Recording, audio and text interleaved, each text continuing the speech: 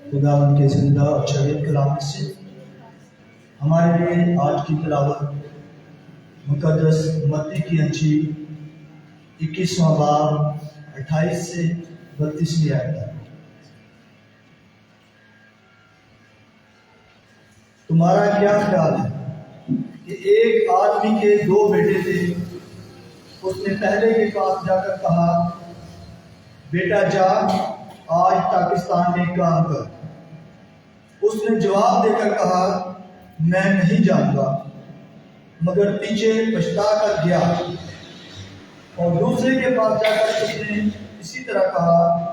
اس نے جواب میں کہا، بس سر و چشم جناب، مگر گیا نہیں۔ ان دونوں میں سے کون اپنے باپ کی مرضی بجا لایا؟ انہوں نے کہا، پہلا۔ یسوع نے ان سے کہا، میں تم سے سچ کہتا ہوں کہ محصر اور کسبیاں تم سے پہلے خدا کی بادشاہی میں داخل ہوتی ہیں، کیونکہ یوحنا راستے کی راہ سے تمہارے پاس آیا اور تم نے اس کا یقین نہ کیا، مگر محصروں اور کسبیوں نے اس کا یقین کیا، اور تم یہ دیکھ کر بعد میں بھی نہ پچھتائے کہ تم اس کا یقین کر لیتے۔ پاک کلام کے پڑھے اور سنے جانے پر خدا ان کی برکت ہو۔ مسیح کے میرے عزیزو، آپ سب کی سلامتی ہو۔ جیسے کہ ہم سب جانتے ہیں کہ یہ ایام کون سے ایام ہیں؟ آمد کے ایام ہیں۔ تو آمد کے ایام کس چیز کو ظاہر کرتے ہیں؟ آمد کے ایام میرے عزیزو، اصل میں آمد کے ایام تیاری کے ایام ہیں، توبہ اور تبدیلی کے ایام ہیں۔ پاک ماں کیبل کلیسیا یسوع کے جنم دن سے پہلے 4 ہفتے جو ہے ہمیں تیاری کے لیے دیتی ہے، تاکہ ہم اپنے آپ کو تیار کر سکیں۔ کس لیے تیار کر سکیں؟ کس لیے تیاری کرتے ہیں ہم لوگ؟ کرسمس کے لیے تیار کرتے ہیں، یسوع کی آمد کے لیے تیار کرتے ہیں اپنے آپ کو۔ ایک تو وہ آمد جو اس کی ہو چکی ہے، اور اس کے ساتھ ساتھ ہم اس کی دوسری آمد کے لیے اپنے آپ کو تیار کرتے ہیں۔ اور پہلی آمد کیا تھی؟ کہ جب وہ دنیا میں آیا، کلمہ متجسد ہوا، اس نے جسم لیا، وہ دنیا کی نجات کے لیے آسمان کو چھوڑ کر زمین پر آ گیا۔ تو اس کا یوم پیدائش جو ہم مناتے ہیں،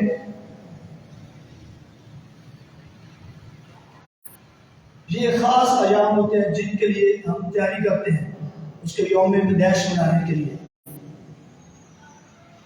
کس کا؟ یسوع کا جنم دن منانے کی تیاری کرتے ہیں۔ کس کی تیاری کرتے ہیں؟ یسوع کا جنم دن منانے کی۔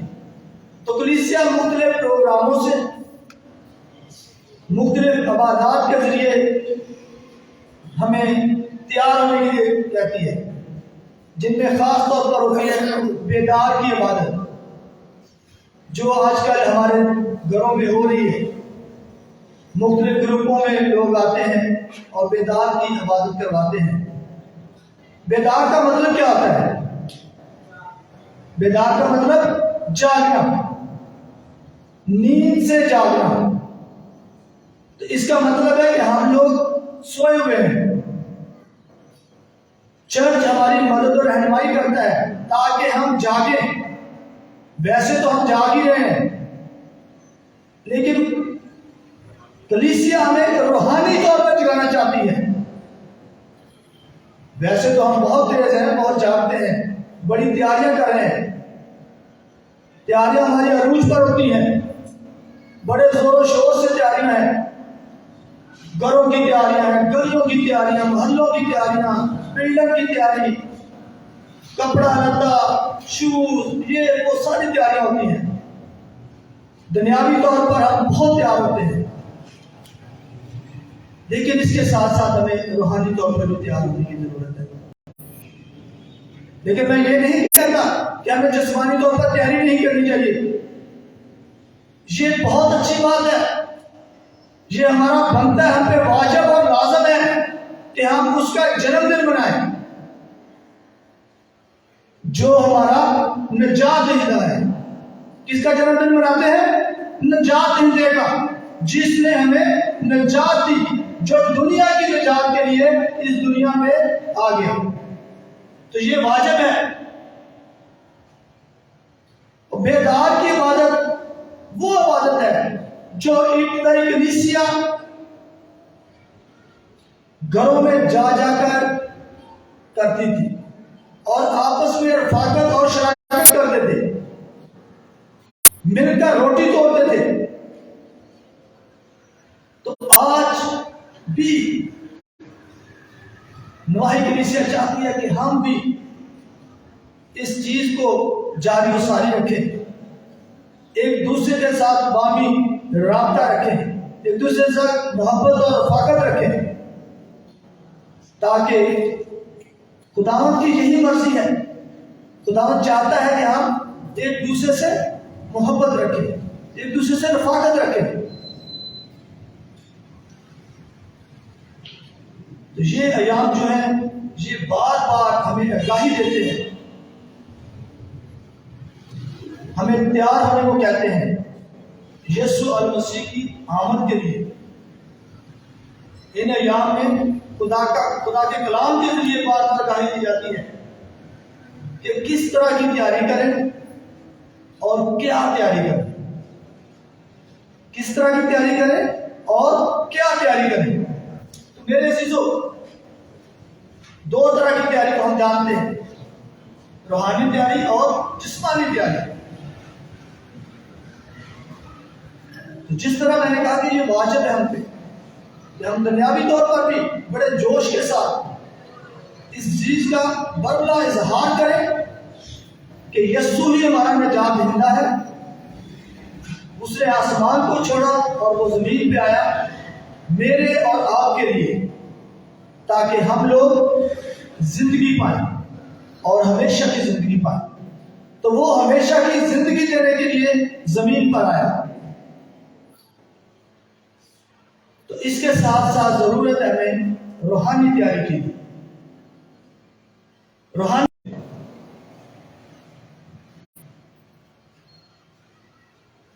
ہم مسیحی اپنے توبہ کے اعمال اور پاک یوکرسٹ میں حصہ لینے، کلام مقدس کا مطالعہ کرنے اور خدا کی شفقت سے معافی حاصل کرنے سے روحانی تیاری کر سکتے ہیں۔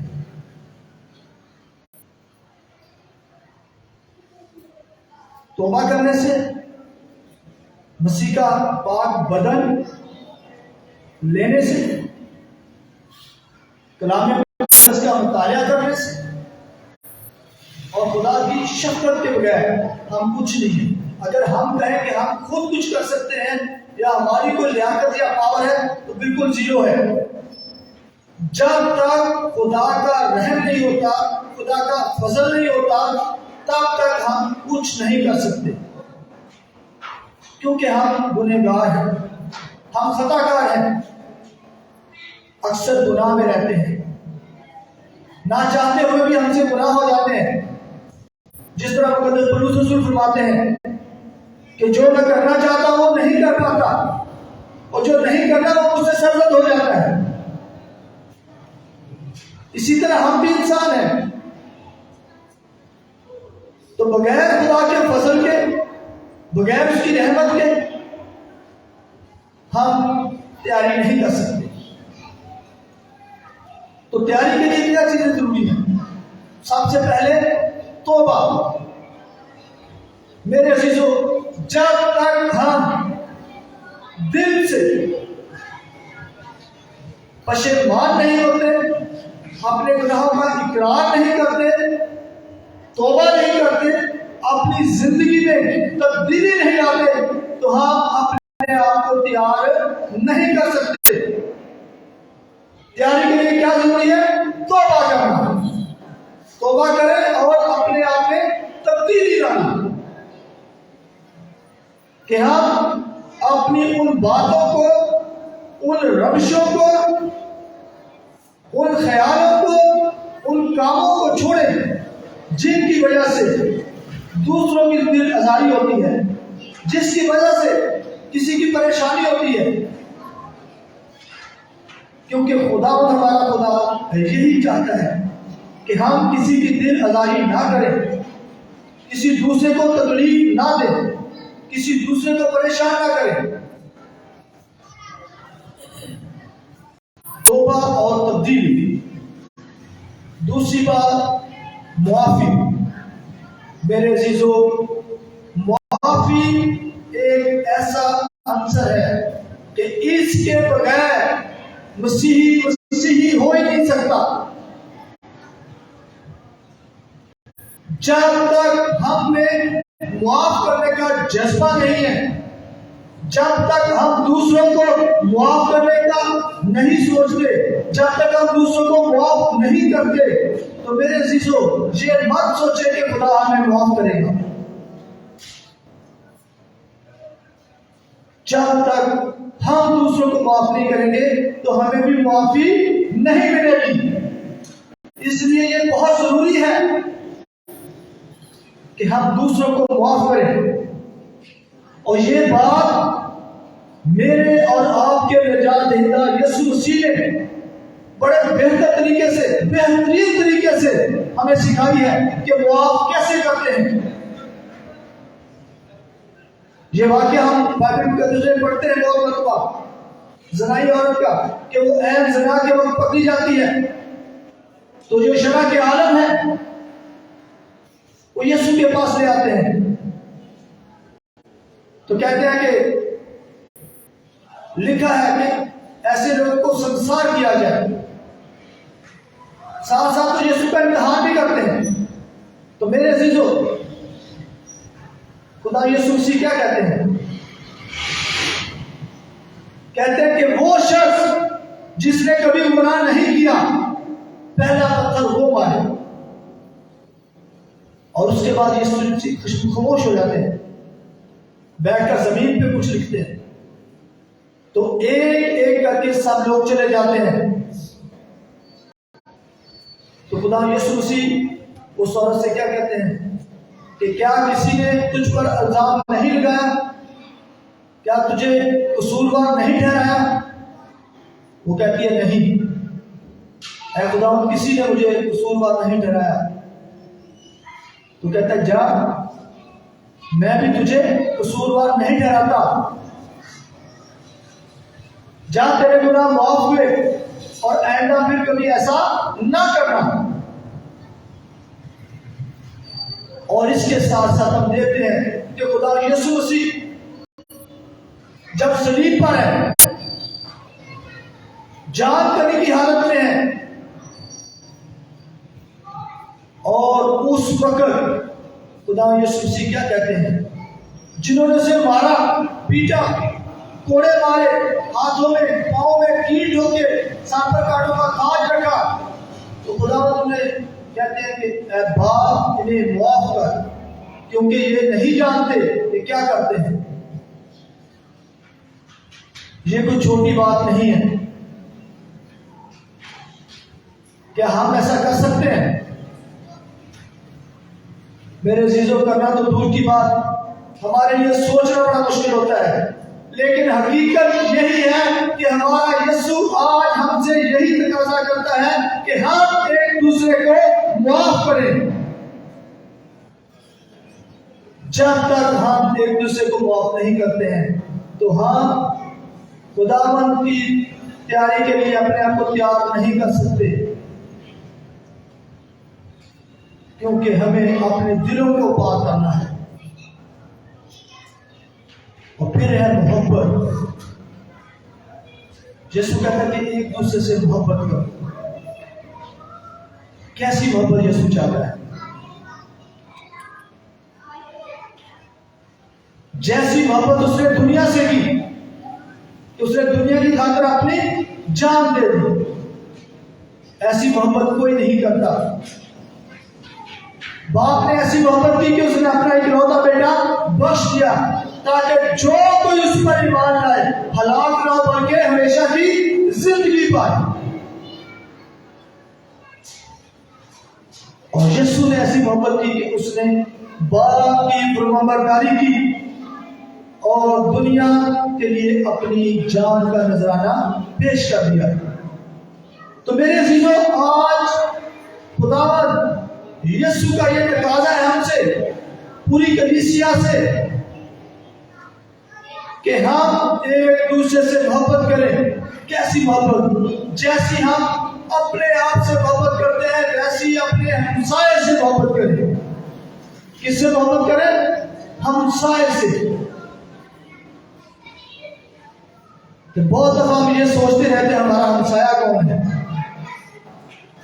کون ہے ہمارا ہمسایہ؟ جی، ہر انسان ہمارا ہمسایہ ہے.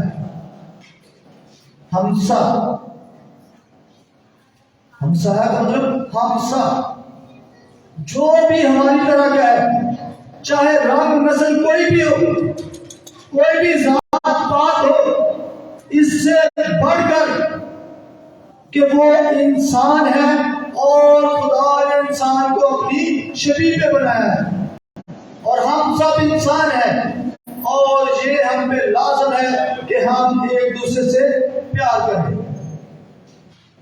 میرے عزیزوں، اگر ہم آج کی انجیل مقدس کو دیکھیں تو مقدس متی کی انجیل اس کے 21ویں باب میں جو ہم نے حوالہ پڑھا ہے، میرے عزیزوں، اس میں بھی توبہ اور پچھتانے کی بات ہے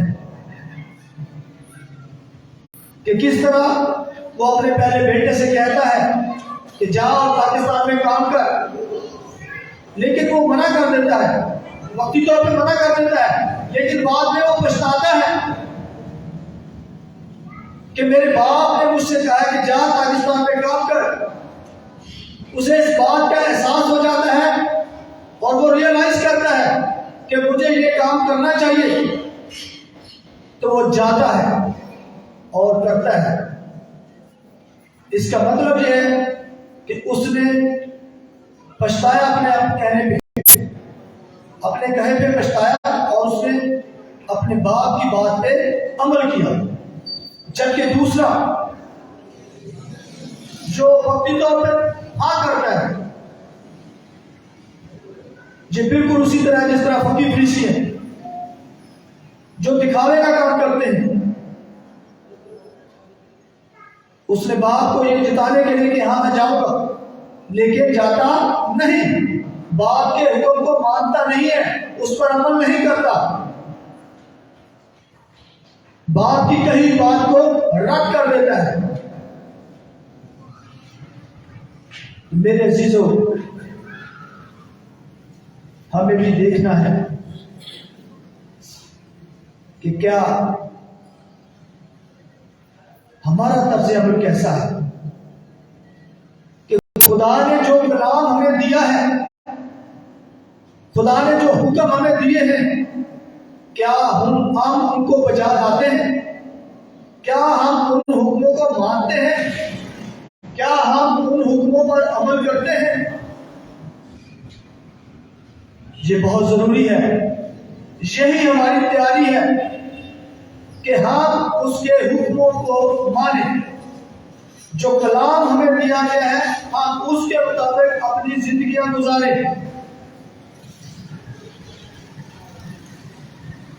کلام مقدس میں لکھا ہے، آج کی دعوت میں پڑھا ہے کہ محسن اور کسبیاں تم سے پہلے خدا کے حضور میں ہوں گے. وہ اسی لیے کیونکہ انہوں نے اس کی باتوں کا یقین کیا، یوحنا اسباغی جو آیا اس نے خدا کی راہ کو تیار کیا اور اس نے بتایا کہ خدا جلد آ رہا ہے، اپنی راہیں درست کر لو، اپنے راستے ٹھیک کر لو۔ یہ بالکل اسی طرح وہ گناہگار ہیں، خدا سے دور ہیں اور ان کو اچھی نگاہ سے نہیں دیکھا جاتا محسنوں کو، لیکن وہ کیا ہوتے ہیں؟ تائب ہوتے ہیں، توبہ کرتے ہیں اور خدا کی طرف راغب ہوتے ہیں، اپنی روشوں کو چینج کر لیتے ہیں۔ لیکن جو فقیہ اور فریسی ہیں انہوں نے اس کا یقین نہ کیا، کیونکہ ہم دیکھتے ہیں کہ جب فقیہ فریسی خدا یسوع مسیح سے سوال کرتے ہیں تو اسے پوچھتے ہیں کہ تو کس اختیار سے یہ کرتا ہے؟ اس کے اختیار کے بارے میں پوچھنا چاہتے ہیں اس سے، کہ خدا یسوع مسیح بھی کہتا ہے کہ میں بھی تم سے ایک سوال کرتا ہوں، اگر تم جواب دو گے تو میں بھی تمہیں بتاؤں گا۔